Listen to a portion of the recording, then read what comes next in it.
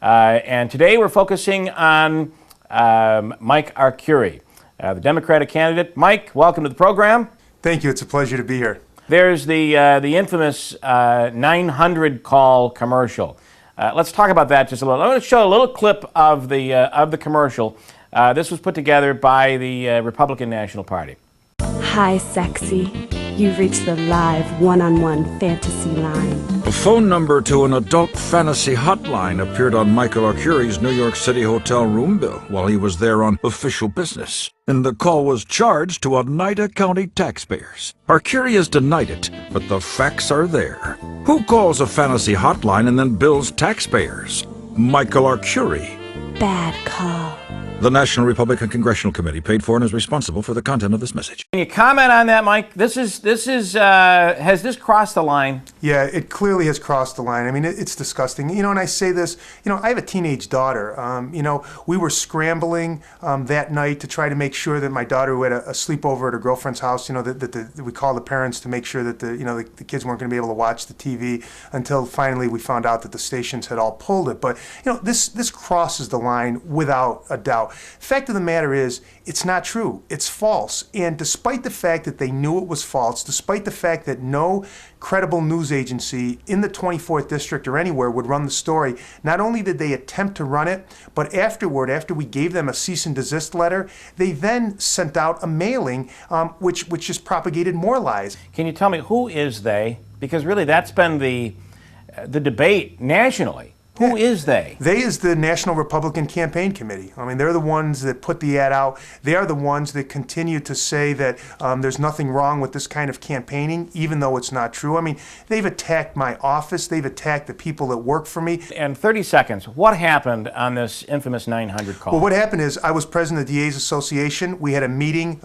in the suite that I had. We made the telephone call to the State Division of Criminal Justice Services. We dialed the number 1-800-457, etc. Hung up the next minute and dialed the right number, 518-457. It was exactly the same number, only a different area code. And what ended up happening is, obviously we got through the Division of Criminal Justice Services, and at that point, no one thought anything of it until the Republican committee brought it up. Yet those mailers still come out. The mailers still come up, and all of the media, again, they pulled the ad. It clearly showed that, Sean Byrne from the New York Prosecutors Training Institute clearly showed that he made the call, that we were intending to call the Division of Criminal Justice Services to get funding for the DA's Association. They just don't care, because to them, winning is what it's all about, and the truth means absolutely nothing. And one other commercial worth talking about, I think, is the story about letting out the rapist.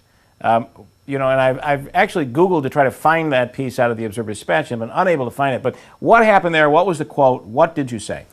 In that particular case, what happened was the victim of the crime ran away. She didn't want to testify.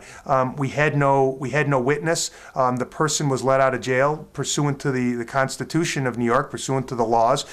The next week, we were able to find the girl. We had to go and bring her in and really require her to testify. She testified. The person was arrested a week later, was put in jail, and ended up going to state prison.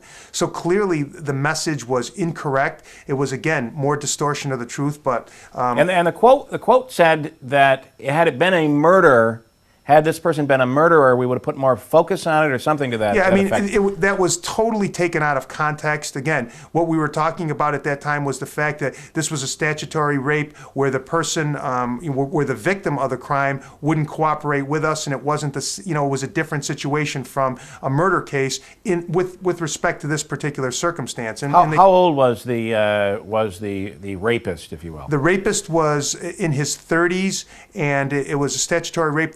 The victim was in her teens.